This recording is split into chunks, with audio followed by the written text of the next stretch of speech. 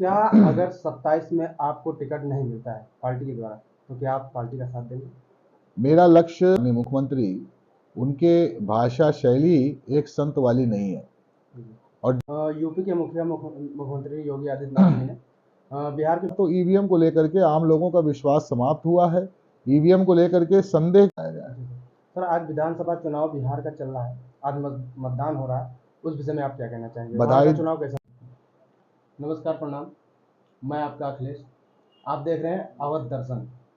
और जैसा कि आपको पता है कि आज मैं उपस्थित हूँ रुधौली विधानसभा के पूर्व मंत्री, पूर्व विधायक माननीय श्री अब्बास अली जी के कार्यालय पर। इनका परिचय देने का कोई विशेष महत्व नहीं, क्योंकि आप लोग भली बात इनको जानते और पहचानते हैं। और आने वाले 27 विधानसभा के चुनाव को लेकर विशेष चर्चाएं की जाएंगी आज। और सर, आपका स्वागत है हमारे इस चैनल पे, अवध दर्शन पे। बहुत बहुत धन्यवाद। और हमारा पहला और अहम सवाल है सर कि आने वाली 27 की चुनाव को लेकर क्या तैयारियां की जा रही हैं सर? 2027 का चुनाव समाजवादी पार्टी के लिए, इस प्रदेश के लिए और भारतीय लोकतंत्र के लिए बहुत महत्वपूर्ण चुनाव है जी। 2027 के चुनाव को लेकर के माननीय राष्ट्रीय अध्यक्ष जी ने, माननीय प्रदेश अध्यक्ष ने और तभी फ्रंटल संगठन के हमारे जो पदाधिकारी हैं और पार्टी के नेतागण हैं, ग्राउंड लेवल पर बूथ स्तर पर वोटों को लेकर के और बूथ प्रबंधन को लेकर के जिस प्रकार से कार्य किया है, वो मैं समझता हूं कि समाजवादी पार्टी के गठन के बाद से लेकर आज तक सबसे मजबूत पैमाने पर तैयारी है। और प्रदेश में 2027 में आदरणीय अखिलेश यादव जी के नेतृत्व में एक बड़ा बदलाव देखने को मिलेगा और समाजवादी पार्टी की सरकार बनेगी। जी सर। सर, आपको चुनाव जैसा नज़दीक आ रहा है, आपको पार्टी की तरफ से पहले भी आप प्रवक्ता थे और पुनः आपको प्रवक्ता बनाया गया है, इसके विषय में आप क्या कहना चाहेंगे? मैं आभार व्यक्त करना चाहता हूं समाजवादी पार्टी के राष्ट्रीय अध्यक्ष श्री अखिलेश यादव जी का जी। और हमारे मीडिया सेल के प्रभारी परम श्रद्धेय आदरणीय आशीष यादव जी का। समाजवादी पार्टी में लोकसभा के चुनाव के दौरान ही मुझे ये दायित्व सौंपा गया था जी। और लोकसभा में व्यस्तता के कारण, क्षेत्र में व्यस्तता के कारण पहले की तरह बहुत ज़्यादा डिबेट्स में हिस्सा लेने का अवसर नहीं मिला, लेकिन यथाकथा टीवी पे समाजवादी पार्टी का पक्ष रखने का प्रयास करता हूँ। जो सूची अभी प्रकाशित हुई है, ये काफ़ी पहले से तय था और इससे पहले ही मुझे 1 साल पहले ही ये जिम्मेदारी और दायित्व पुनः सौंपा गया था और मैं प्रयास करूँगा कि समाजवादी पार्टी के उद्देश्यों को, समाजवादी पार्टी की नीतियों को और माननीय राष्ट्रीय अध्यक्ष जी के कार्यक्रमों को पूरी मजबूती के साथ टीवी चैनलों के माध्यम से प्रदेश और देश की जनता तक पहुंचाया जाए। सर, आज विधानसभा चुनाव बिहार का चल रहा है, आज मतदान हो रहा है, उस विषय में आप क्या कहना चाहेंगे? वहाँ का चुनाव कैसा देखते हैं आप? बधाई देना चाहेंगे समाजवादी पार्टी के राष्ट्रीय अध्यक्ष जी को कि जिन्होंने एक नई मिसाल कायम की है पूरे देश में, और वो मिसाल ये है कि आज बिहार और बिहार के तमाम बेरोजगार नौजवान एक आशा के रूप में आदरणीय तेजस्वी यादव जी को देख रहे हैं। समय का अभाव है, मौसम की खराबी है। आदरणीय तेजस्वी यादव जी बहुत परिश्रमी और बहुत सच्चे नेता हैं। भरपूर उनका प्रयास रहा है कि वो चुनाव प्रचार करें, परंतु जिस प्रकार से आदरणीय अखिलेश यादव जी ने इस प्रचार को और इस चुनाव को गंभीरता पूर्वक लेते हुए जिस तरह से परिश्रम वो कर रहे हैं, ये ऐसी मिसाल देश में कभी लोकतंत्र को बचाने की दूसरी नहीं दिखाई दी है। इसके लिए मैं धन्यवाद दूंगा राष्ट्रीय अध्यक्ष जी को। और बिहार का चुनाव, बिहार के मुद्दे उत्तर प्रदेश के मुद्दे लगभग से एक जैसे हैं और बिहार के नौजवानों को रोजगार से सीधे तौर पर जोड़ने का ये चुनाव है।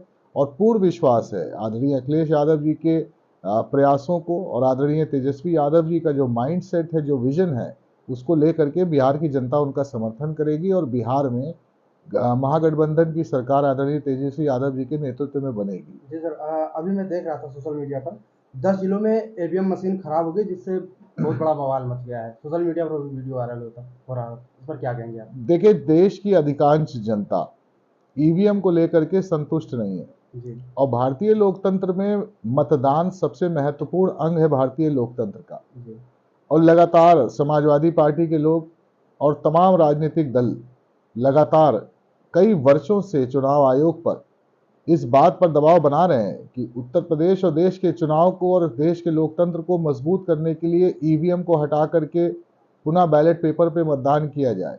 जी परंतु जिस प्रकार से ईवीएम की के बचाव में भारतीय जनता पार्टी के लोग खड़े हैं, ये अपने आप में देश में ईवीएम की प्रक्रिया को संदिग्ध बनाता है और ईवीएम को लेकर के लोगों के अंदर विश्वास काफ़ी कम हुआ है।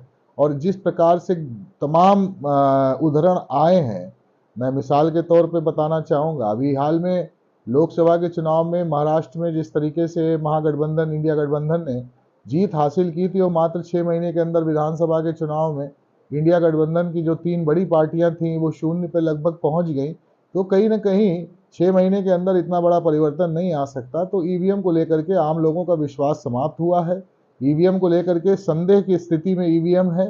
लिहाजा चुनाव आयोग को ये चाहिए कि बगैर बगैर देरी किए हुए, आम जनता ये चाहती है और बड़ी तादाद में आम जनता ये चाहती है कि चुनाव बैलेट पेपर से हो, तो चुनाव आयोग को भी संज्ञान में लेकर के स्वतः बैलेट पेपर की प्रक्रिया पर मजबूती से विचार करके उसको लागू करना चाहिए। यूपी के मुख्यमंत्री योगी आदित्यनाथ जी ने बिहार के विधानसभा चुनाव रैली में आदरणीय अखिलेश यादव जी, राहुल गांधी जी और तेजस्वी जी को पप्पू, टप्पू और अप्पू के नाम से संबोधित किया। इस पर आप क्या भी कहेंगे?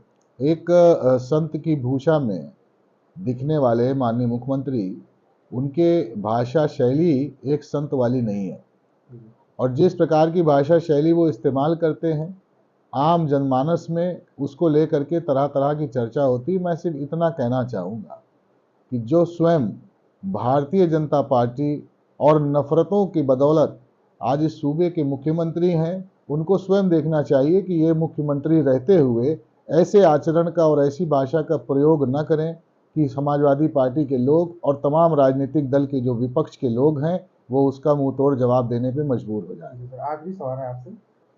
काफ़ी लोगों का ये सवाल है कि रुदौली विधानसभा में माँ कामाख्या देवी स्थान पर नवरात्र में होने वाली चुनरी यात्रा, उसके विषय में शिवपाल जी नहीं आते हैं, चुनरी यात्रा कैंसिल हो जाती है और आपको भी देखा गया है कि कई लोगों के कमेंट में जाकर सफाई देते थे कि आएंगे। क्या रीज़न रहा कि नहीं आए?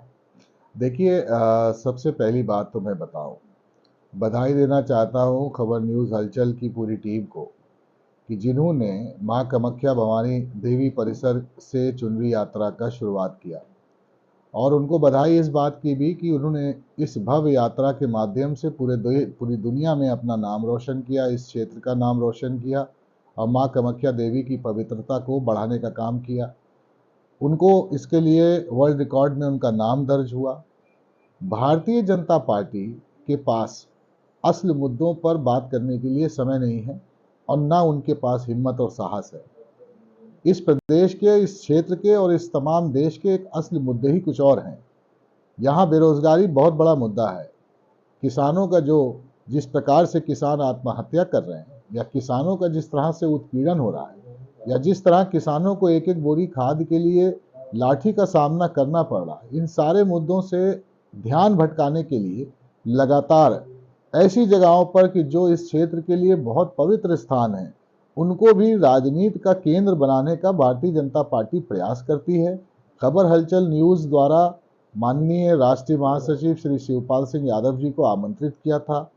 व्यस्तता के कारण वो स्वयं नहीं आ पाए थे और खबर हलचल न्यूज़, मेरी जानकारी और संज्ञान में है कि खबर हलचल न्यूज़ बहुत जल्दी मां कामाख्या भवानी देवी परिसर स्थल पर एक भव्य कार्यक्रम का आयोजन करने जा रहा है और समाजवादी पार्टी के लोग और इस क्षेत्र की जो महान जनता है, इस क्षेत्र के जो लाखों लाख श्रद्धालु हैं, उस कार्यक्रम में मौजूद रहेंगे, उसकी भव्यता को बढ़ाने का प्रयास करेंगे और खबर हलचल न्यूज़ द्वारा अगर आमंत्रित किया जाएगा तो सभी लोग, समाजवादी पार्टी के सभी हमारे नेतागण, समाजवादी पार्टी से जुड़े हमारे सभी समाज सेवी लोग मजबूती से इस यात्रा को सिर्फ और सिर्फ इस कारण से कि इस विधानसभा क्षेत्र का एक बहुत पवित्र स्थान है जिससे सीधे तौर पर ये यात्रा जुड़ी है, उसकी भव्यता के लिए भरपूर प्रयास करेंगे। एक और आखिरी सवाल सर, क्या अगर 27 में आपको टिकट नहीं मिलता है पार्टी के द्वारा, तो क्या आप पार्टी का साथ देंगे? मेरा लक्ष्य समाजवादी पार्टी की सरकार बनवाने के लिए भरपूर प्रयास का है। जी। समाजवादी पार्टी के राष्ट्रीय अध्यक्ष आदरणीय अखिलेश यादव जी से मैं इस बात को बहुत स्पष्ट रूप से कह चुका हूँ जी। कि यदि मेरी आवश्यकता है कि मैं समाजवादी पार्टी के लिए कार्य करूं और समाजवादी पार्टी की सरकार बनाने में सहयोग करूं, तो मैं उनका आभारी हूं।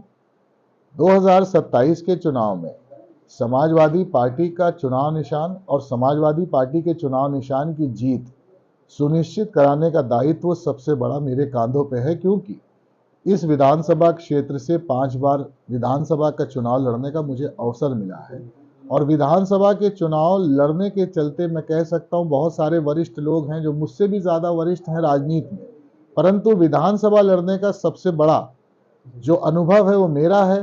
इसलिए सबसे बड़ा दायित्व भी मेरा होगा कि यहाँ से समाजवादी पार्टी जीते। निश्चित तौर पर समाजवादी पार्टी जिसको भी प्रत्याशी बनाएगी उसके लिए पूरी ईमानदारी और निष्ठा के साथ सिर्फ इस प्रयास के लिए कि प्रदेश में एक बड़ा परिवर्तन आना चाहिए, आदरणीय अखिलेश यादव जी के नेतृत्व में फिर से प्रदेश में एक बड़ी सरकार और मजबूत सरकार बननी चाहिए। इसके लिए जो कुछ भी मुझसे हो पाएगा मैं करूंगा। बहुत बहुत आभार।